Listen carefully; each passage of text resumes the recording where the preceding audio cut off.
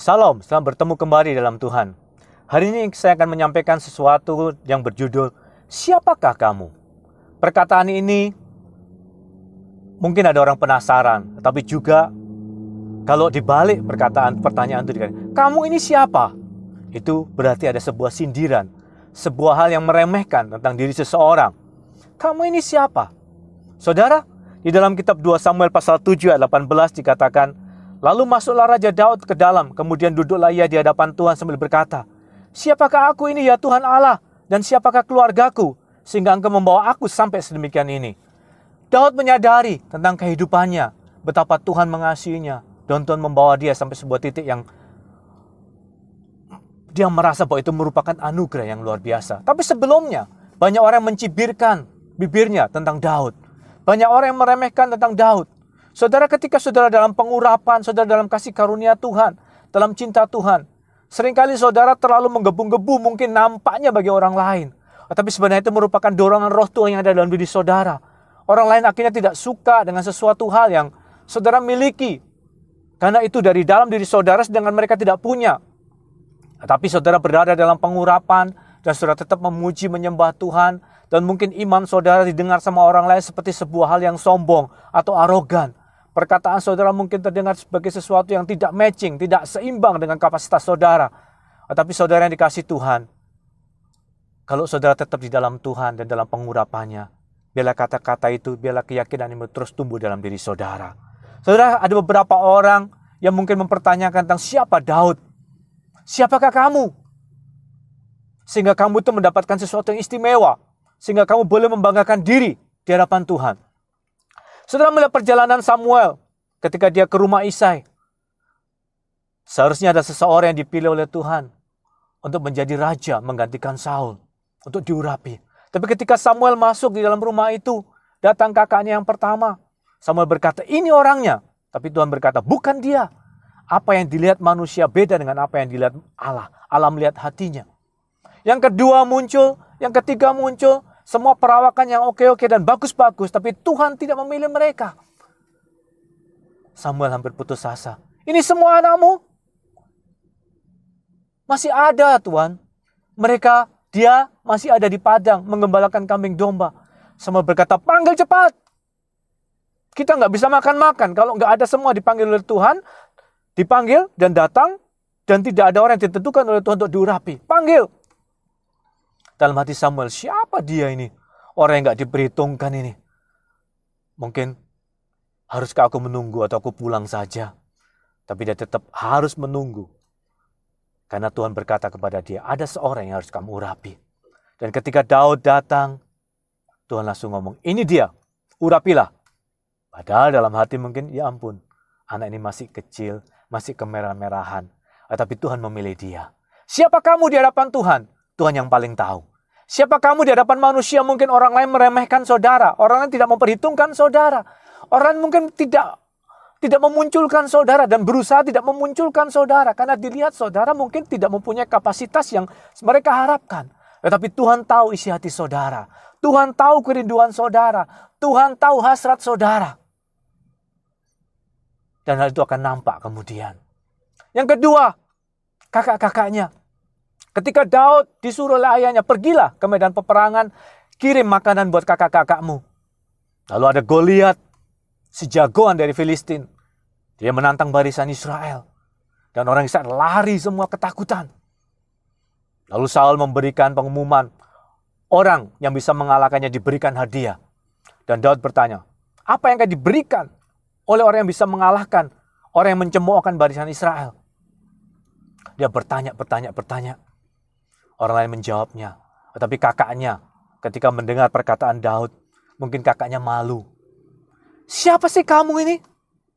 Kamu tuh cuma gembala 2-3 ekor domba saja. Urus sana kambing dombamu.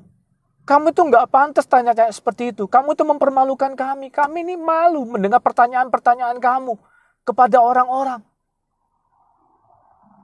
Daud masih menghormati kakaknya. Dia berkata, apa sih? Aku cuma lihat saja dan bertanya saja kok. Aku tahu sifat pemberanimu, kata Eliab. Mungkin dalam hati Daud, mungkin dia berkata, karena di pasal sebelumnya disebutkan Daud yang ada pahlawan yang gagah perkasa dan pemberani.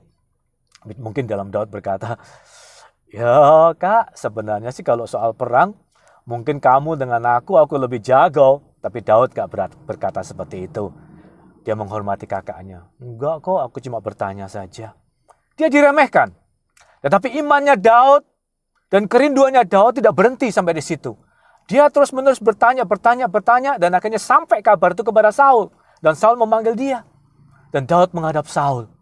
Saul mungkin berpikir dalam hatinya, orang yang bertanya ini pasti orangnya yang gede, orang yang punya pengalaman, orang yang jago, orang yang bisa dipercaya. Tetapi ketika yang muncul Daud, Saul berkata mungkin dalam hatinya, siapa sih kamu itu kok berani tanya macam-macam? Siapa sih kamu itu kok sangat percaya diri bisa mengalahkan musuh yang sebesar itu? Siapa kamu? Daud menjawab, ya saya sih biasa menggembalakan kambing domba. Tapi Tuhan tahu nggak? Kalau ada beruang, ada singa yang mau berusaha menerkam domba-domba hambamu ini, hambamu akan kejar, hambamu tangkap, hambamu robek, hambamu bunuh binatang itu. Saul yang mempertanyakan siapakah kamu, tapi Daud tetap bangkit. Orang yang mempunyai iman dan pengharapan kepada Tuhan, dia akan teguh berpengharapan kepada Tuhan. Dia tidak goyah sampai suatu saat ada sebuah kesempatan yang membawanya kepada tujuan yang Tuhan tetapkan. Dan akhirnya Daud menceritakan dan berkata kepada Saul, jangan tawar hati. Hamba akan maju dan menghadapi orang Filistin itu yang tidak bersunat. Saudara melihat kerinduan Daud. Kenapa? Dia tidak mau barisan Israel itu dicemooh. Dia tidak mau Allahnya yang merupakan Allah Israel, yang merupakan Allah nenek moyangnya, itu dipermalukan. Dan seolah-olah tidak ada di sana. Dan Daud berkata, Tuanku, pengalaman yang aku punya, aku bisa mengalahkan orang itu. Padahal sebelumnya Saul bertanya, pengalamanmu apa? Yang gembalakan domba. Ya ampun, kamu tahu nggak lawanmu itu? Dia dari muda, itu pengalamannya sebagai prajurit. Dan dia kuat. Sedangkan kamu pengalamanmu seperti itu. Tetapi Daud mengatakan, pengalamanku yang walaupun menurut perhitungan Tuhan, bukan seorang prajurit, tetapi tahu bahwa pengalamanku itu cukup untuk menghadapi orang itu. Karena seperti aku mengalahkan binatang-binatang buas yang menerkam domba-domba hambamu, aku juga sama akan memperlakukan orang Filistin yang tidak bersunat itu. Dan Tuhan yang pernah melepaskan aku dari cakar singa, cakar beruang semuanya, Tuhan yang sama akan melepaskan aku dari orang Filistin itu. Akhirnya Saul tidak ada pilihan. Ya, orang-orang yang hebat, yang tinggi perawakannya, yang mungkin jagoan berperang, tidak ada yang berani maju. Ya, kepaksa ada seorang muda yang menawarkan dirinya untuk maju. Okelah, dengan perkataanmu itu, aku meresikokan bangsaku. Aku meresikokan seluruh negeri ini. Aku meresikokan keselamatan bangsaku kepada kamu. Aku percaya kepada kamu. Sebab gak ada pilihan. Pakai pakaian perang itu. Daud berkata, aku gak bisa. Mungkin dalam hati Saul, ya ampun. Tetapi dengan penjelasan Daud yang meyakinkan bahwa Tuhan yang telah melepaskan aku, dia juga akan melepaskan aku juga daripada orang Filistin itu. Bahkan aku mengalahkannya dan mematahkan orang-orang Filistin. Akhirnya Daud maju. Ketika Daud maju, orang yang ketiga juga bertemu. Goliat. Ketika dia melihat Daud, dia berkata, siapa kamu itu? Kau pikir aku ini anjing? Sehingga kamu bawa tongkat menghadapi aku. Siapa kamu? Kamu itu orang yang gila ya? Kamu itu orang yang gak waras ya? Kamu masih kecil, bawa tongkat lagi, mau berhadapan dengan aku? Siapa sih kamu itu? Mungkin kamu sudah bosan hidup ya? Gak ada cara lain yang mati buat kamu selain menghadapi aku. Kata-kata itu gak ada di sana. Tapi dalam pikiran Goliat mungkin itu ada. Tetapi Daud berkata, kamu mengolok-olok aku dan mengolok-olok barisan Israel. Aku akan tunjukkan kepada kamu bahwa di dalam tangan Tuhanlah pertempuran. Kamu mendatangi aku dengan pedang, dengan lembing, dengan tombak. Tetapi aku mendatangi kamu dengan nama Tuhan. Dan aku akan tunjukkan kepada kamu bahwa pertempuran itu di dalam tangan Tuhan. Dan Tuhan menyelamatkan bukan dengan cara yang demikian. Tetapi Tuhan bisa menyelamatkan aku dengan cara apapun. Dan Tuhan bisa memenangkan pertandingan ini. Hari ini aku akan memberikan mayatmu kepada burung-burung di udara dan binatang liar. Saudara melihat, orang lain meremehkan Daud. Tapi mereka tidak bisa melihat isi hati Daud. Hati Daud yang imannya dibangkitkan. Dia nggak mau nama Tuhan dipermalukan. Dia nggak mau umatnya dipermalukan. Daud menegaskan, kamu tahu nggak aku menghadapi kamu dan akan mengalahkan kamu. Supaya apa? Supaya seluruh bumi tahu bahwa ada Allah di atas Israel. Dan aku mau menghadapi kamu itu supaya apa? Supaya aku mengajar jemaat. Mereka supaya mengerti bahwa dalam sebuah pertempuran menghadapi situasi apapun, kita tidak harus mengalahkannya dengan senjata yang hebat. Karena di dalam tangan Tuhan itu pertempuran. Dan Tuhan bisa mengalahkan kamu. Tuhan bisa mengalahkan kamu tanpa pedang dan tombak. Aku akan tunjukkan kepada kamu. Dan aku akan tunjukkan kepada jemaah. Supaya mereka boleh belajar percaya kepada Tuhan. Mereka boleh belajar percaya kepada Allah. Yang merupakan pemegang atas segala situasi. Dan dia bisa mengalahkan segala sesuatu. Akhirnya betul-betul Daud menghadapinya. Dan dia melemparkan batu. Terkena dahinya. Goliat roboh. Daud maju. Dan mengambil pedang Goliat. Dan dia memenggal kepalanya Goliat. Saudara melihat. Dan membuktikan bahwa ketika dalam pengurapan, dalam kasih, dan dalam kerinduan untuk menyenangkan Tuhan, dalam kerinduan untuk menghormati Tuhan, dalam kerinduan untuk mengajar jemaat, memberikan kesaksian iman, Daud maju. Dan akhirnya Daud memenangkannya. Sampai suatu saat Daud berkata, siapa sih aku ini? Kok bisa aku berani menghadapi musuh seperti itu? Kalau dilihat dari histori perjalanannya. Sampai kemudian dia bisa menjadi raja. Anak-anaknya diperhitungkan oleh Tuhan.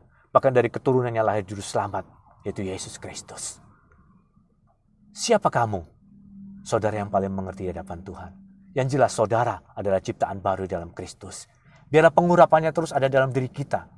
Sehingga detak jantung kita. Sehingga keberanian kita, sehingga hasrat kita, sehingga roh kita terus menggebu-gebu di dalam Tuhan. Sehingga kita menghadapi situasi. Mungkin orang lain boleh berlari ketika menghadapi situasi ini. Orang lain boleh merengek-rengek dan ketakutan. Tapi roh Tuhannya di dalam diri saudara. Pengurapannya di dalam diri saudara. Membuat saudara berani. Saudara bisa menghadapinya. Walaupun mungkin perlengkapan saudara tidak seberapa hebat. Mungkin menurut orang lain kapasitas saudara tidak cukup. Tetapi Tuhan yang ada di dalam diri saudara adalah Tuhan yang memegang pertempuran. Dia memegang kendali. Dia akan menolong saudara. Dan ketika iman saudara bangkit dan terus semangat, saudara akan memenangkan pertandingan itu. Biarlah firman Tuhan yang saya bagikan ini memberkati saudara semuanya. Tuhan Yesus memberkati.